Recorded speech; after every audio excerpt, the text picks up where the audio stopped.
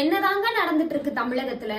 கடந்த 3 மாத காலமாவே நாம தொடர்ந்து கேட்கக்கூடிய செய்தி பள்ளி கல்லூரி மாணவிகளுக்கு எதிராக நடக்கிற பாலியல் வன்கொடுமை செய்தி.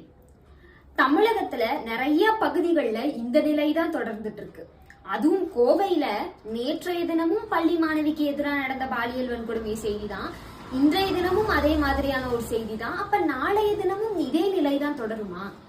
நேற்றைய தினம் கோவையில 17 வயது மாணவி 7 பேர்னால கூட்டு பாலியல் வன்கொடுமைக்கு ஆளாக்கப்பட்டிருக்காங்க.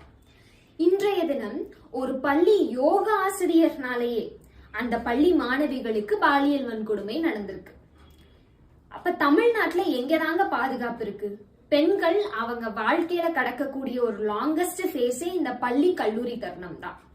அங்கேயே அவங்களுக்கு பாதுகாப்பு இல்லைங்கும் போது அப்ப என்னதாங்க நடக்குது? அப்ப பெற்றோர்கள் தினமும் அவங்க பிள்ளைகளை வெளியில பள்ளிக்கும் கல்லூரிக்கும் அனுப்பிட்டு வயிற்றுல நெருப்ப கட்டிட்டு உட்கார்ந்துட்டு இருக்கணும். என் பொண்ணு சேஃபா வீட்டுக்கு வருவாளா வரமாட்டாளா அப்படின்னு. இதுக்கு என்னதான் தீர்வு?